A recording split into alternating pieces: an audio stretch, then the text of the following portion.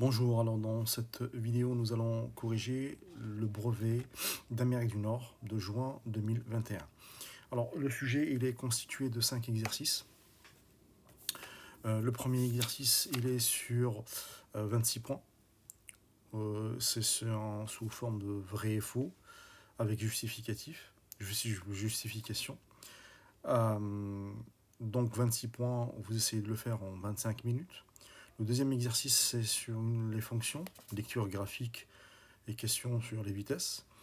Il est sur 21 points, vous essayez de le faire en 20 minutes. Le troisième exercice, c'est sur les transformations géométriques. Il est sur 16 points, vous essayez de le faire en 20 minutes.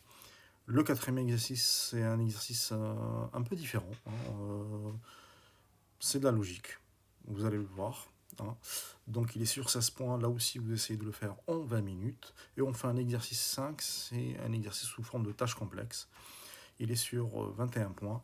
Et là aussi, vous essayez de le faire en 25 minutes. Donc, vous allez voir dans le descriptif de la vidéo le sujet. Et donc, comme d'habitude, vous vous mettez en pause et vous essayez de respecter le timing que je vous ai donné. Ça va vous faire à peu près 1h50. Donc, ça vous laissera 10 minutes pour essayer de revoir les questions que vous n'avez pas réussi à faire. Encore une fois, essayez d'écrire comme sur une feuille d'examen.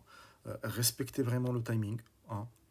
Si vous le faites avant, tant mieux, c'est pas grave. Mais si vous voyez que vous avez dépassé le temps, vous vous arrêtez et vous passez à l'exercice suivant, ainsi de suite. Les 10 minutes qui restent à la fin, en fait, c'est les 10 minutes qui vont vous permettre de compléter ou de revoir ce que vous n'avez pas réussi à faire. Et voilà, bon courage. Bon, alors, voici le sujet. Donc, vous avez la session, la séance générale, les 2 heures et les 100 points. Donc là, parce qu'en général, ça c'est la première page et les élèves ne lisent pas ce qu'il y a sur la première page. Or, il y a des informations qui sont très importantes. Déjà là, on vous dit que le sujet, assurez-vous qu'il est complet, déjà, la première chose. Il comporte 6 pages, numérotées 1, 6, 6, 6. Donc c'est la première chose à vérifier, c'est le nombre de pages et s'il contient toutes les pages. Ensuite, on vous donne le matériel autorisé. Donc là, on vous dit que la calculatrice avec le mode examen activé est autorisée. Bon, ceux qui ont des calculatrices, des grands frères, des grandes sœurs ou des cousins ou des cousines, mais qui sont au lycée, qui vous prêtent leur calculatrice. Mais bon, en général, celle qui est de type collège est largement suffisante. Donc, bien évidemment, on est en maths, donc le dictionnaire, il ne sert à rien. Ici, il y a 5 exercices indépendants. Et le candidat peut les traiter dans l'ordre qui lui convient. Ça aussi, c'est très important. C'est-à-dire que vous avez tendance à vouloir commencer exercice 1 et exercice 1. Or non, il suffit de lire d'abord tout le sujet et vous commencez par l'exercice qui vous paraît le plus simple. Et enfin, ce qui est encadré et d'ailleurs qui est très très important, là on vous dit que indication portant sur l'ensemble du sujet, toutes les réponses doivent être justifiées. Ça, c'est très très important. Toutes les réponses doivent être justifiées, sauf si une indication contraire est donnée. Donc voilà. Et on vous rajoute que pour chaque question, si le travail n'est pas terminé, laissez une trace de la recherche, elle sera prise en compte dans l'orientation, d'où l'intérêt de rédiger et de bien rédiger. Donc voilà, une fois avoir lu cette page-là, on va commencer avec le premier exercice. Donc voici le premier exercice sur les 26 points. Donc là on vous dit que pour chaque des 6 affirmations qui sont là, indiquez sur la copie si elle est vraie ou fausse. Et après, en gras, on rappelle que chaque réponse doit être justifiée. Donc l'affirmation 1, on regarde, on considère une fonction f définie par f de x égale 3x moins 7, l'image de f du nombre moins 1 et 2. La deuxième, on vous donne un produit, l'expression a pour forme développée. Voilà. Le troisième, on se dit soit n est un nombre antipositif lorsque n est égal à 5, le nombre de puissance n plus 1 est un nombre premier. Ensuite, le 4, on vous dit qu'on lance 15 sur un dé, si facile numéroté de 1 à 6, et on note les fréquences d'apparition dans le tableau qui est là. Et on vous demande est-ce que la fréquence d'apparition du 6 est 0. Le 5, on vous donne un triangle rectangle. On vous donne un côté, on vous donne un angle, et on vous demande l'autre segment mesure environ 164 cm. Et enfin, le dernier, un rectangle. On vous donne la longueur, on vous donne la largeur, et on dit est-ce que les diagonales du rectangle mesurent 186. Donc on voit bien que c'est un exercice qui englobe plusieurs parties du programme. Donc on va commencer par l'affirmation 1.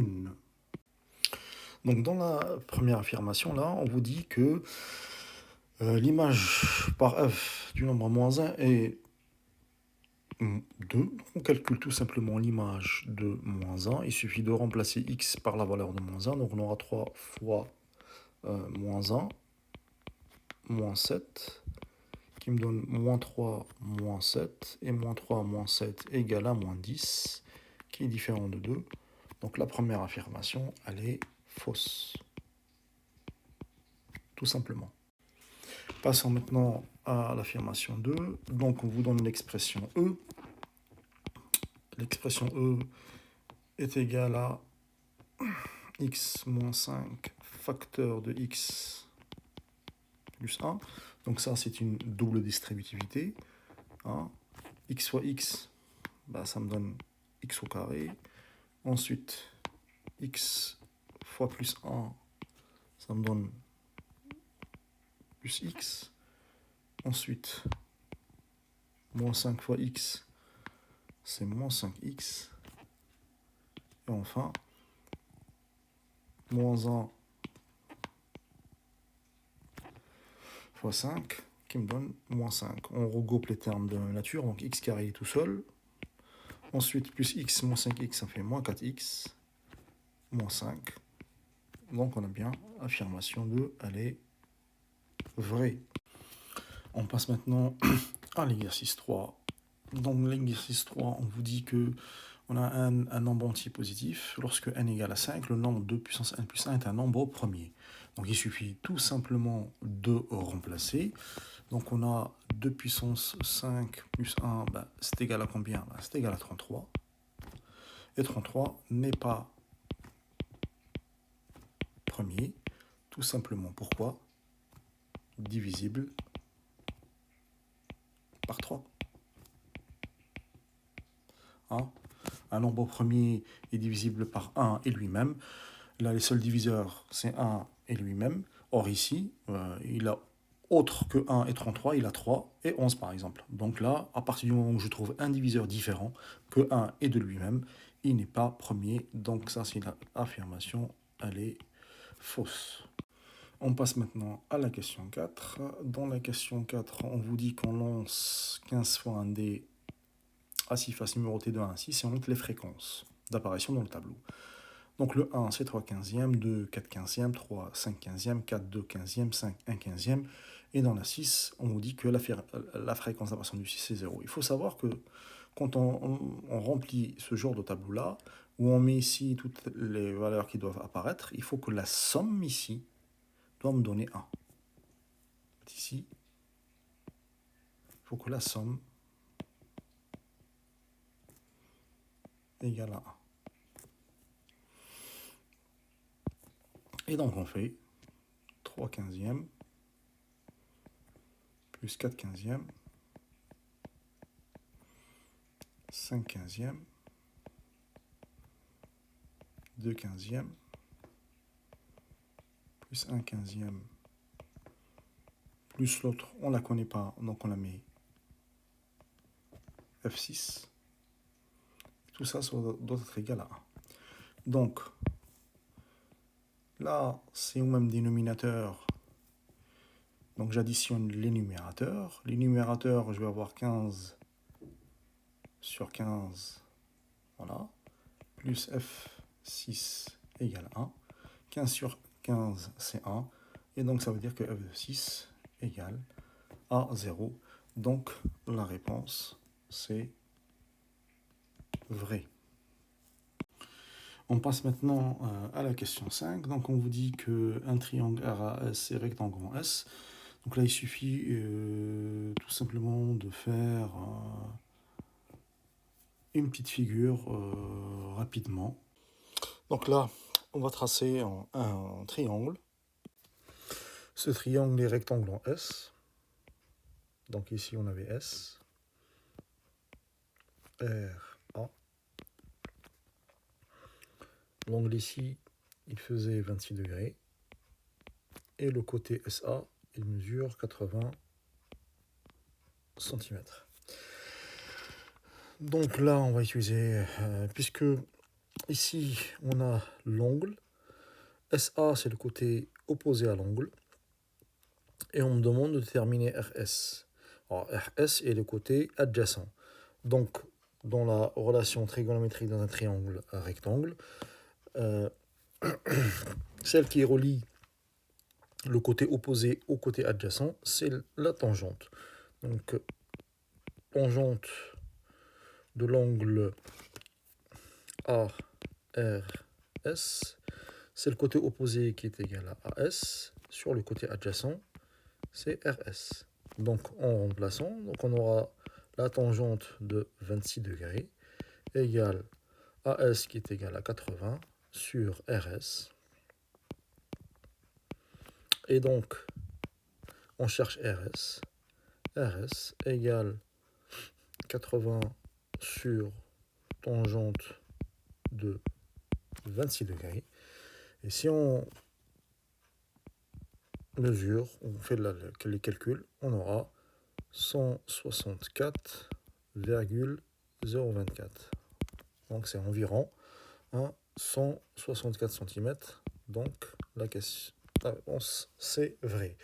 Passons maintenant à la 6e question. Dans cette question, on a un rectangle ABCD. On vous donne la longueur, on vous donne la largeur et on vous demande les diagonales de ce rectangle mesure exactement 186 cm. On va commencer comme tout à l'heure par faire un petit schéma. Donc on a tracé notre rectangle, la longueur 160, la largeur 95 et on cherche la mesure des diagonales. Donc ici, comme le triangle DBC est rectangle en C, donc on a,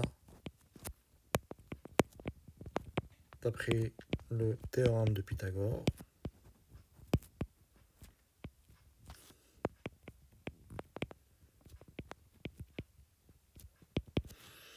DB au carré égale DC au carré plus BC au carré. Donc on remplace, on aura 160 au carré plus 95 au carré, ce qui me donne 34 625. Donc d'où ici je cherche BD, donc c'est la racine carrée de 34 625 et la racine de 34 625 c'est à peu près 186,08 qui n'est pas égal à 186 parce que on me demande ici mesure exactement et non pas environ comme tout à l'heure et donc ici la proposition est fausse. Donc voilà le premier exercice. Passons maintenant au deuxième. Donc le deuxième exercice, c'est un exercice où on demande d'utiliser un graphique et ce tableau-là. Donc il consiste à quoi? En fait, on vous dit qu'une athlète a réalisé un triathlon d'une longueur totale de 12,9 km. Les 3 épreuves se déroulent dans l'ordre suivant. L'épreuve 1, natation, distance 400 mètres. L'épreuve 2, cyclisme, on ne me donne pas la distance. L'épreuve 3, course à pied, et on me donne la distance. Entre deux épreuves, l'athlète doit effectuer sur place un changement d'équipement, ce qui signifie par là, le changement qui est là. Donc le graphique, celui-là, représente la distance parcourue. On a bien ici la distance en kilomètres en fonction du temps en minutes. Alors le point M qui est là, on vous donne ses coordonnées, c'est-à-dire son abscisse, là c'est 42, et son ordonnée ici c'est 10,4. Alors à l'aide du tableau, ou par lecture graphique, hein, tout dépend des questions, on va répondre. Alors la question 1, au bout de combien de temps l'athlète s'est-elle arrêtée pour effectuer son premier changement d'équipement? Alors on regarde ici le graphique. Alors bien évidemment, on va utiliser la précision du graphique. Hein. Donc là, elle s'est arrêtée ici. Donc là, si ça c'est 15, donc on va dire qu'ici, ça peut représenter 14. Donc on répond avec la précision qu'on m'a donnée. Et donc, par lecture graphique,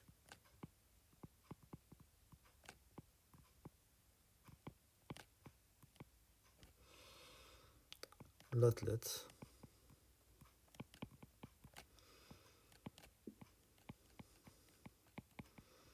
s'arrête au bout.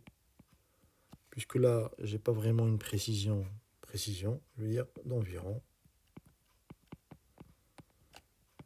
14 minutes. On passe à la suite des questions. Donc, pour la question 2, on vous dit, au bout de combien... quelle est la longueur expérimentale en kilomètres du parcours de l'épreuve de cyclisme? Alors, pour répondre à cette question-là, on va plutôt utiliser ce tableau-là que le graphique. Donc là, on a la distance totale, on a la distance de natation et la course à pied. Donc il me manque celle du cyclisme.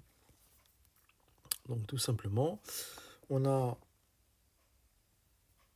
écrit distance de natation plus distance du cyclisme plus distance de la course à pied égale 12,9 km. Donc on remplace. Donc on aura 400 mètres, ça veut dire on aura 0,4 plus distance de cyclisme, c'est ce que je cherche. La course à pied 2,5 égale à 12,9. Ce qui signifie que la distance de la course à pied, c'est 12,9 moins 2,5 moins 0,4 qui est égal à 10 km. Passons maintenant à la question 3. En combien de temps l'athlète a-t-elle effectué l'épreuve de course à pied? Donc on voit bien ici. La course à pied, c'est l'épreuve numéro 3, donc c'est ici. Donc entre cette valeur et cette valeur. Donc avec la précision qu'on a, on peut dire qu'ici c'est 44. Et cette valeur qui est là, on peut dire que c'est 56. Donc tout simplement, on va écrire que la course à pied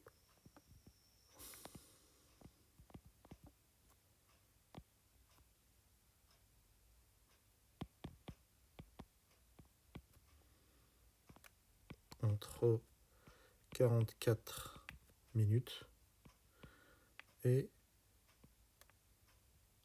56 minutes. Donc puisque c'est entre 44 et 56, donc cela fait 12 minutes. Passons maintenant à la question 4. Parmi les 3 épreuves, quelle est la moins rapide? Donc on peut répondre à ça graphiquement. Là, on voit bien que là, la natation, la pente, elle est petite. Là, il y a une plus grande pente. Et là, il y a une plus ou moins. Donc la moins rapide, c'est clair que c'est la natation. Mais ça, on peut répondre à ça graphiquement. Donc on va dire que là, la natation, la pente, elle est petite. Là, il y a une plus grande pente. Et là, il y a une moins rapide. Donc la moins rapide, c'est clair que c'est la natation. Mais ça, on peut répondre à ça graphiquement. Donc là, on voit bien que là, la natation, la pente, elle est petite. Là, il y a une plus grande pente. Et là, il y a une moins rapide. Donc la moins rapide, c'est clair que c'est la natation. Mais ça, on peut répondre à ça graphiquement. On va le répondre par le calcul. Donc, pour l'épreuve de la natation, le temps de l'épreuve est de 14 minutes. La distance, elle est de 0,4 km. Donc, la vitesse, puisqu'on mesure c'est soit mètres par seconde, soit kilomètres par heure. Donc, c'est la distance, c'est 0,4 par 14 minutes. Mais 14 minutes, il faut diviser ça par 60. Donc, on va multiplier par 60. Là, diviser revient multiplié par l'inverse. Et ça va me donner environ 1,71 km par heure. Pour le cyclisme, on a le temps entre 42 et 15. Pourquoi 42 ? 42, en fait, c'est la valeur qui est là. Donc là, c'est 42. Et cette valeur, c'est 15. Donc tout ça, c'est la durée de l'épreuve du cyclisme. Et donc, la durée est d'environ 27 minutes. La distance, on l'a calculé tout à l'heure, c'est 10 km. Donc la vitesse, c'est 10 sur 27 sur 60. On multiplie par 60. Pourquoi ? Encore une fois, km par heure. Donc ça me donne environ 22,2 km par heure. Et enfin, la course à pied. Le temps, on a vu que c'était 12 minutes. La distance, c'est 2,5 km. Donc la même chose ici. La vitesse, c'est 2,5 divisé par 12 que je multiplie par 60. Et ça me donne 12,5 km par heure. Donc ici, on voit bien que la natation était celle qui était la moins rapide. Passons maintenant à la dernière question de cet exercice-là. On me dit, on considère que les changements d'équipement entre les épreuves font partie du triathlon, c'est-à-dire cette partie, ces deux étapes qui sont là. La vitesse moyenne de l'athlète sur l'ensemble du triathlon est-elle supérieure à 14 km par heure ? Donc, pour calculer la vitesse moyenne, il nous faut la distance. Donc la distance totale, on me l'a donnée au début de l'énoncé. Elle est là, elle est de 12,9 km.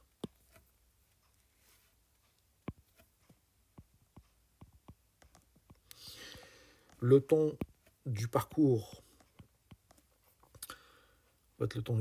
c'est de là jusqu'à la dernière valeur.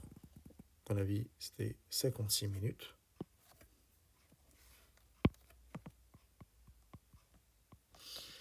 Donc on calcule la vitesse, distance divisée par le temps. Donc ça fait 12,9 divisé par 56 minutes que je dois diviser par 60 pour trouver en km/h. Et là, ça me fait environ 13,58 km par heure, qui est inférieur à 14 km par heure. Donc voilà, concernant le deuxième exercice. Donc dans ce troisième exercice, déjà on commence par, dans cet exercice, aucune justification n'est demandée. Donc là on vous dit, on a construit un carré ABCD, celui-là. Et on a construit le point O sur la droite DB. Donc on a tracé la diagonale DB et on a fait la droite.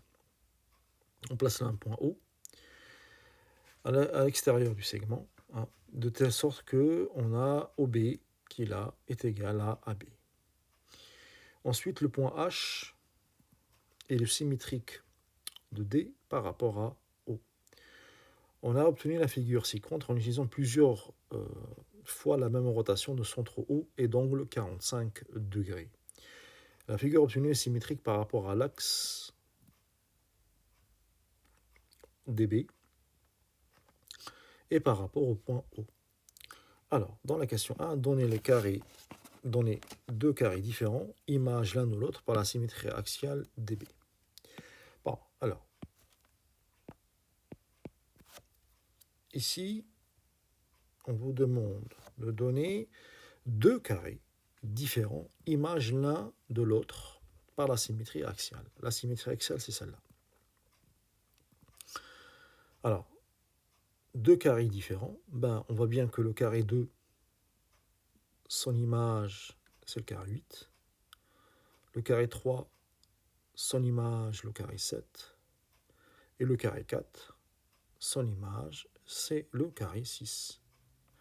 Donc là, on peut dire que le carré 2 a pour image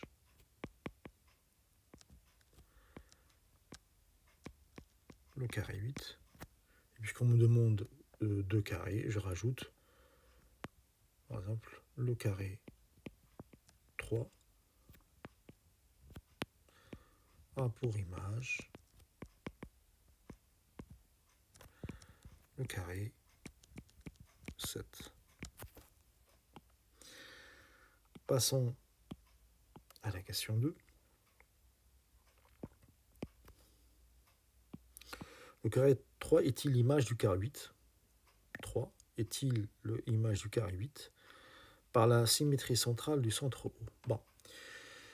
Alors, tout simplement ici, pour qu'il soit l'image par la symétrie centrale, il faut que O, en fait, se situe plus ou moins ici.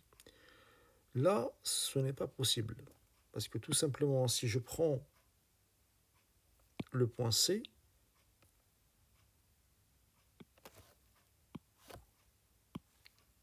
pour trouver son image, c'est ce point. Donc la même chose, ce point, son image, c'est ce point. Ce point, son image, c'est ce point. Enfin, ce point, son image, c'est ce point. Donc l'image du carré 8, c'est le carré 4 et non pas le carré 3. Et comme on m'a dit ici, aucune justification est demandée, donc là, on écrit tout simplement le carré 3 n'est pas l'image du carré 8 par la symétrie centrale de centre O. Passons maintenant à la question suivante.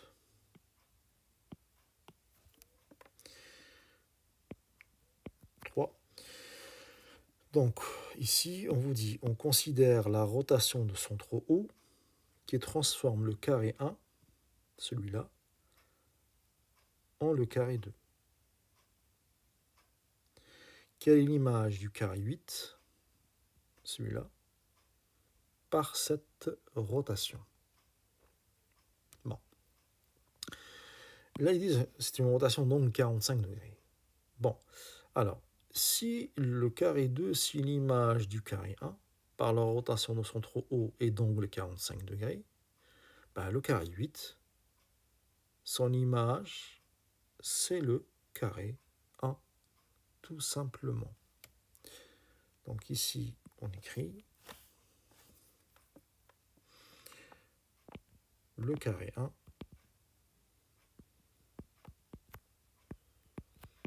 est l'image du carré 8 par la rotation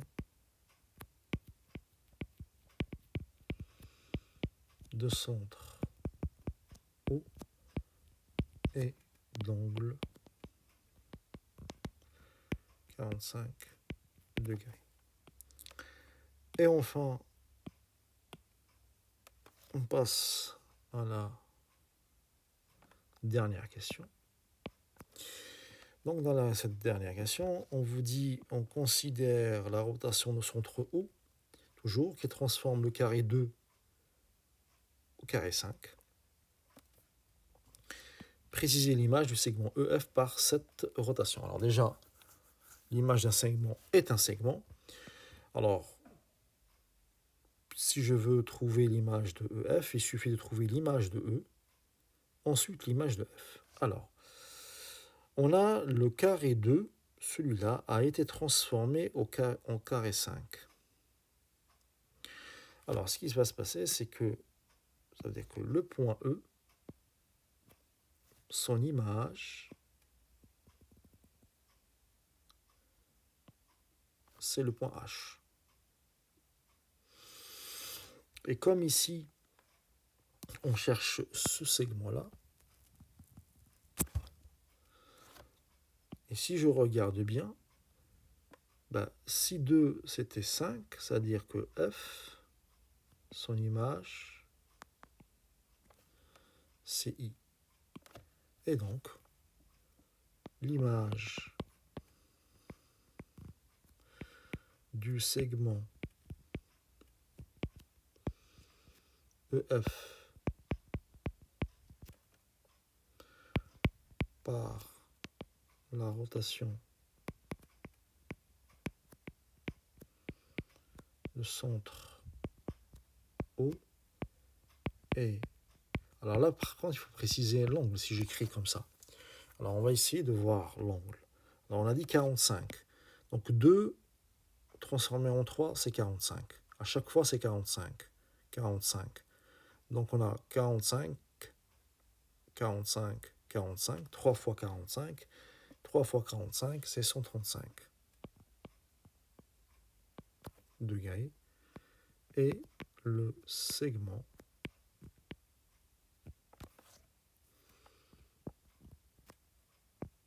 HI. Et voilà pour cet exercice. Passons à l'exercice suivant. Alors voilà, cet exercice-là, c'est un exercice qui est assez particulier, parce que aucune notion de ce que vous avez vu cette année n'intervient ici, mis à part en fait une certaine logique. Donc là, comme dans l'exercice précédent, on vous dit que dans cet exercice, aucune justification n'est demandée. Alors au départ, on vous dit qu'on dispose d'un carré et partagé en 9 cases blanches de même dimension. Alors on va 4 instructions A, B, C et E permettent de changer d'aspect de certaines cases lorsqu'on applique ces instructions. Donc on peut dire que c'est de l'algorithmique. Alors, si j'applique l'instruction A, c'est seule la case qui est au milieu qui est noircie. Si j'applique l'instruction B, les extrémités, droite et gauche, en bas et en haut, sont noircies. Si j'applique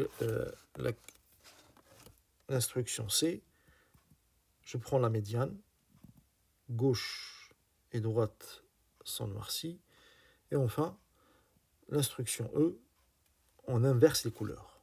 Alors, on vous donne une remarque, si une case de motif est déjà noire, une instruction demande à noircir, alors cette case ne change pas de couleur et reste noire à la suite de cette instruction. On va donner un exemple. À partir d'un motif dont toutes les cases sont blanches, c'est-à-dire celui-là, si je mets la suite d'instructions A et C, on aura ça. Pourquoi? Alors, A, je vais noircir le milieu, et C, je noircis ici. Donc on aura bien cette configuration. Si je mets la suite des instructions A, C, E, donc toujours à partir d'un schéma blanc, donc si je mets A, c'est la case du milieu qui est noircie. Si ensuite je mets la C, c'est la case, toute la diagonale, c'est-à-dire celle-là, est noircie. C'est celle-là, AC. Rajoute E, on inverse les couleurs. Donc ça veut dire là, je vais noir, blanc, noir. Et c'est ce qu'on obtient ici. Donc, pour chacune des équations suivantes, on dispose au départ d'un motif dont toutes les cases sont blanches, c'est-à-dire celui-là. représenter le motif obtenu avec la suite des instructions A et B. Donc, on prend notre motif. Bon, alors, j'ai ce motif-là. Alors, on va appliquer l'instruction A. Donc, si j'applique l'instruction A, on va noircir la case du milieu. Donc, c'est cette case-là qui va être noircie. Ensuite, j'applique, là c'était A, donc on aura toujours celle du milieu noircie, et j'applique l'instruction B. L'instruction B, qu'est-ce qu'elle fait? Elle est là, c'est haut et bas. Donc, on va avoir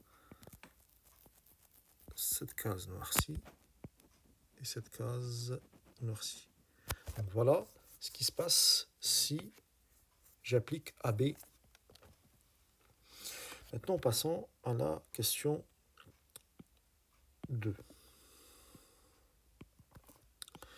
Donc, dans la question 2, on vous dit, parmi les 4 propositions suivantes, 2 propositions permettent d'obtenir ce motif-là. Alors, on va voir lesquelles. Donc, si j'applique la première proposition, ABC, donc on a vu dans la question précédente que AB, c'était celle-là. Donc là,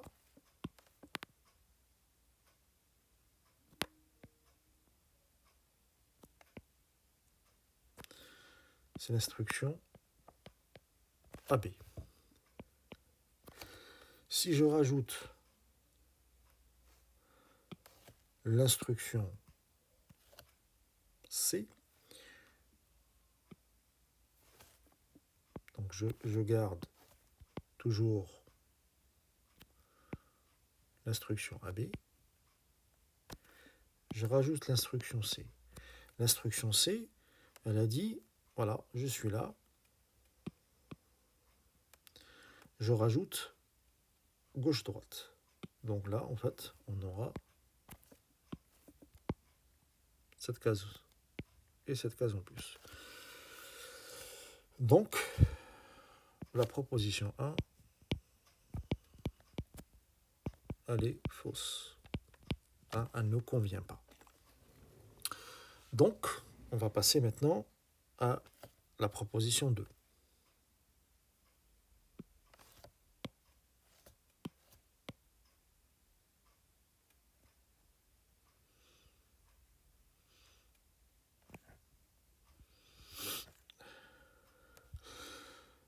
La proposition 2, c'est CE. Donc, C. Ensuite, E. Alors, la C, qu'est-ce qu'elle fait? Donc, on va être correct. La C, elle noircit ces deux là. Donc, on aura cette case et cette case. Je rajoute l'instruction E, donc on aura toujours cette case au début, cette case.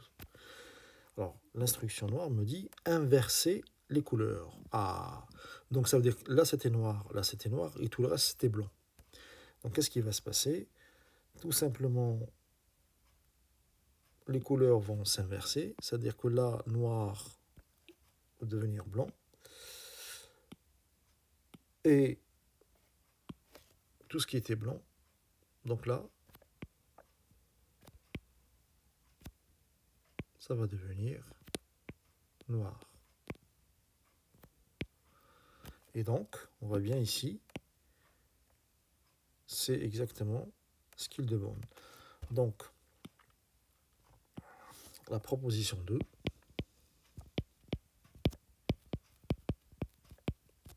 elle est bonne.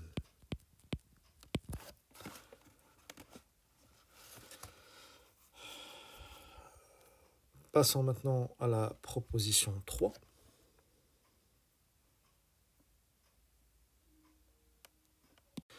Passons maintenant à la proposition 3, où les instructions c'est B, C, E, C. Alors, B, c'est ces deux-là. Donc là, c'était la proposition B. Ensuite, on passe à la C. La C, donc j'ai la B tout à l'heure. La C, je rajoute ces deux-là. Donc maintenant, je rajoute le E.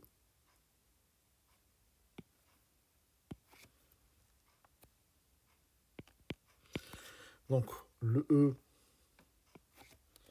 ils me disent que les couleurs du motif sont inversées. Donc je regarde ce qui se passait avant. Donc les deux cases qui étaient là étaient noires, donc ça va devenir blanc. Les deux cases qui là étaient noires, blanc. Donc tout ça, c'est-à-dire que ces cases-là, hein, ça va devenir noir. Donc on va noircir ces cases. Donc celle-là, celle-là, celle-là, et celle-là. Et enfin, je rajoute le C. Donc si je rajoute le C, donc on aura, avant on avait ça, rajouter la C, c'est-à-dire je noircis celle-là et je renoircis celle-là. Donc on voit bien que ce n'est pas ce motif. Donc la proposition 3, elle est fausse. On passe à la proposition 4.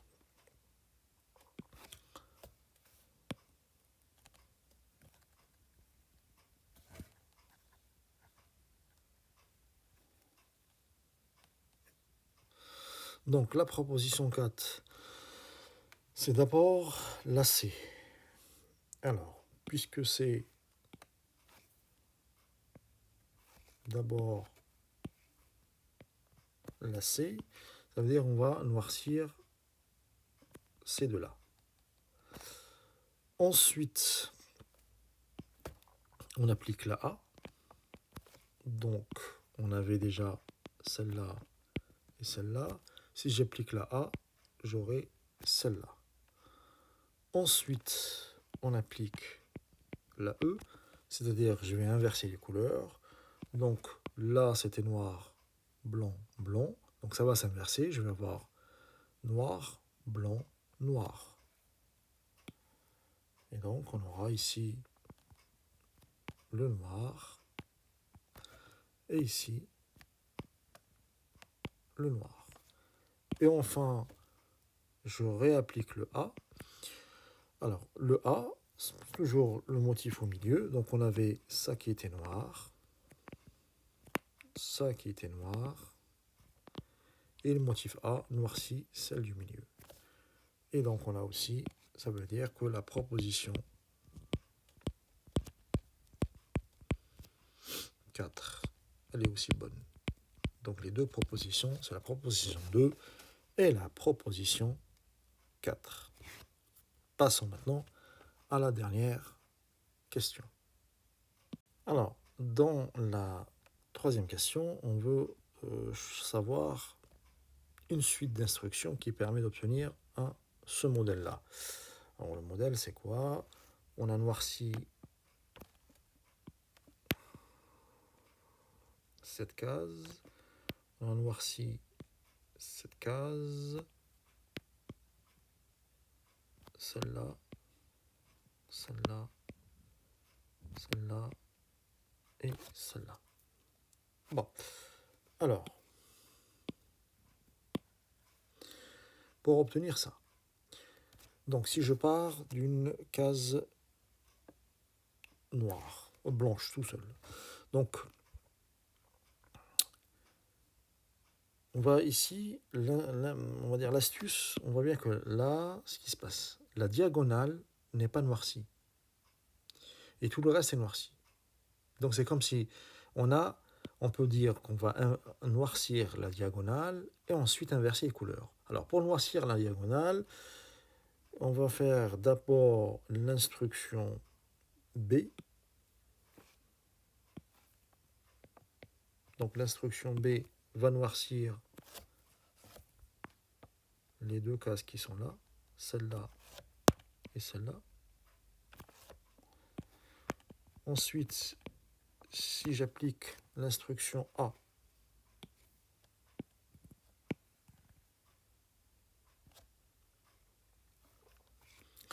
eh bien, qu'est-ce qui va se passer? Donc, on avait déjà celle-là noire et celle-là noire. Donc, j'applique l'instruction A. Je vais avoir celle-là. Et donc, si j'applique l'instruction E, où j'inverse les couleurs, on tombe sur ce qu'ils veulent. Et voilà le travail. Et voici le dernier exercice. Donc, dans cet exercice-là, on vous donne une pièce dont voici les dimensions. Et on vous dit que on veut la rénover. Et comment en collant du papier peint sur les 4 murs. C'est-à-dire le mur d'en face, qu'on voit ici, celui qui est derrière, celui qui est à droite et celui qui est à gauche. On ne colle pas bien évidemment sur la porte ni sur la fenêtre. Donc on vous donne les dimensions exprimées en mètres. On vous donne les informations qui sont là, le prix du papier peint et le prix de la colle. Donc on vous dit que le papier peint est vendu au rouleau. Le rouleau coûte 16,95 € et un rouleau permet de recouvrir environ, plutôt 5,3 mètres carrés. Le conseil, on vous dit que du vendeur, prévoir un rouleau de papier peint en plus afin de compenser les pertes liées aux découpes. Pour la colle, on vous dit que la colle est vendue au pot entier, qu'un pot a une masse de 0,2 kg, qu'un pot coûte 5,70 €. Le conseil du vendeur, comptez un pot de colle pour 4 rouleaux de papier peint. Et la première question est montrer que la surface à recouvrir de papier peint est de 26,4 mètres carrés. Alors, déjà ici, on va d'abord calculer la face totale. Ensuite, on va enlever la fenêtre et la porte. Alors, celle-là, je vais l'appeler face 1. Celle qui est derrière, je vais l'appeler face 3. Celle qui est ici, je vais l'appeler face 2. Et celle qui la regarde, face 4. Puisque c'est un parallélépipède rectangle, c'est un pavé droit, donc ça veut dire qu'on a bien la face 1, c'est la même que la face 3, et que la face 2, c'est la même que la face 4. Alors, pour le premier, l'air, puisque c'est un pavé droit, c'est 3,5 fois 2,5. La longueur, elle est là, fois la largeur du rectangle. Et donc, ça nous fait 8,75 mètres carrés. La face 2 et la face 4, si je veux calculer leur R,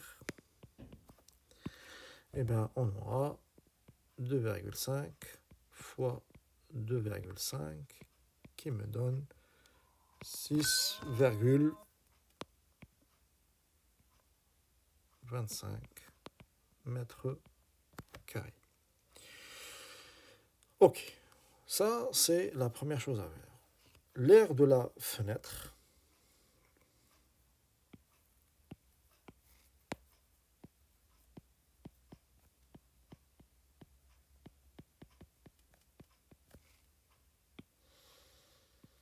Donc c'est 1,6 fois 1,2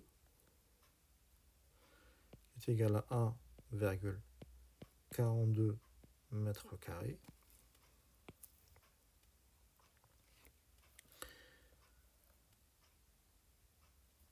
Et l'aire de la porte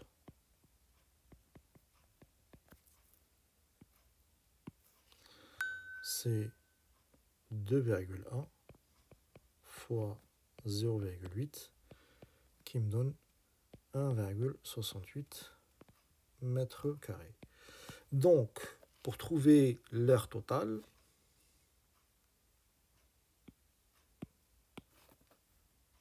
c'est-à-dire l'aire qui va me permettre l'aire totale du papier peint, c'est, on va prendre celui de la face 1, mais j'enlève l'aire de la porte, c'est-à-dire qu'on aura 8,75 à laquelle j'enlève 1,68. Je rajoute. L'aire de la face 3, c'était 6,25. J'enlève l'aire de la fenêtre 1,42. Et je rajoute 2 fois 6,25 qui représente l'aire des deux faces qui sont là, face 2 et face 4. Et si on calcule tout ça, eh ben, on aura bien 26,4 mètres carrés. Donc ça, c'était la question 1.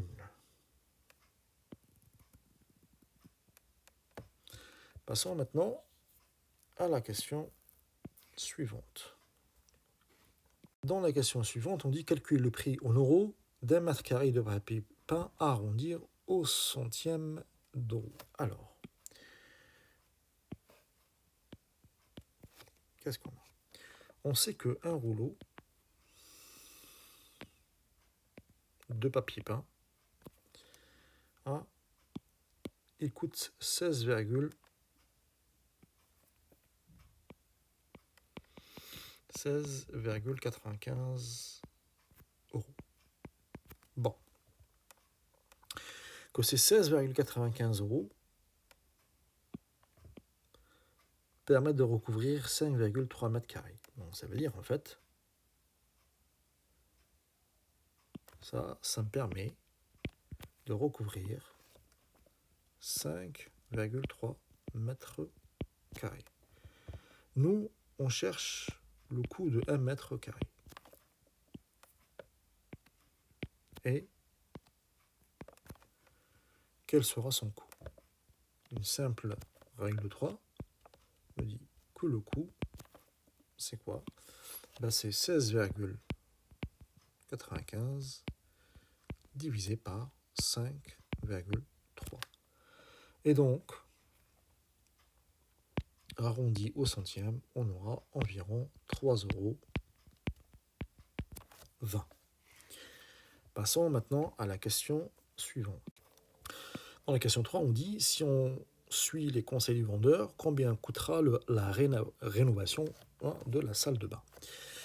Bon. Alors,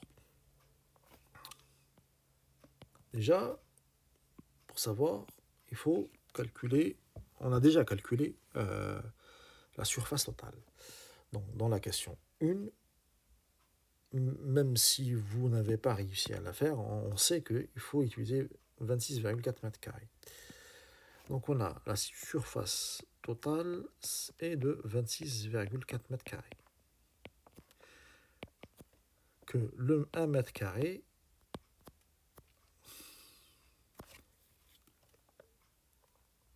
ou plutôt, c'est pas 1 mètre carré, mais un rouleau, c'est 5,3 mètres carrés. Donc ici, hein, il suffit toujours de faire une division. Et donc le nombre de rouleaux est d'environ 5. Ouais, il suffit de faire la division de 26,4 divisé par 5,3. Ça fait 4,98. Donc on arrondit, c'est 5, à laquelle on rajoute plus 1. Ce truc-là, c'est le conseil du vendeur. Et donc, on a 6 rouleaux. Donc, ça, c'est pour le rouleau. Alors, la colle.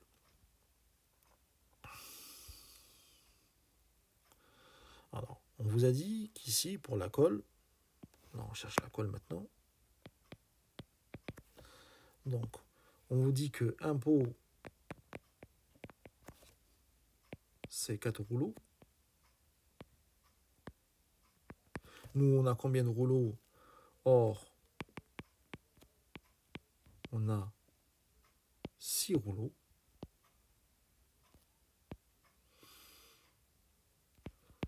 Donc, il nous faut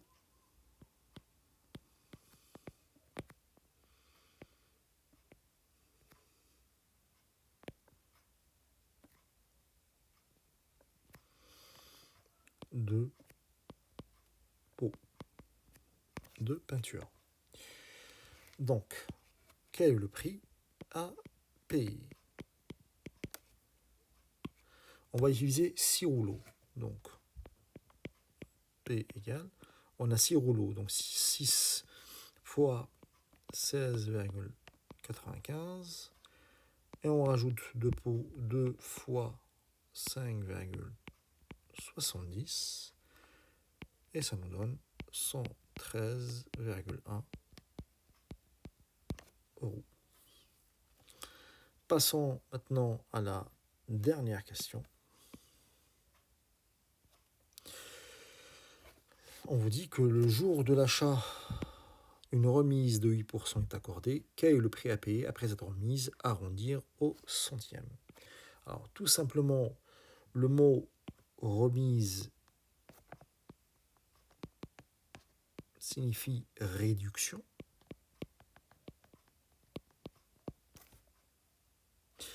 Donc là, je réduis de combien? Je réduis de 8%. Donc on a le prix final, c'est quoi? C'est le prix initial fois 1 moins T, c'est 8 sur 100. Donc c'est le prix initial fois 0,92. Et ça me donne environ, en faisant l'arrondi, à 104,05 euros. Et voilà le travail.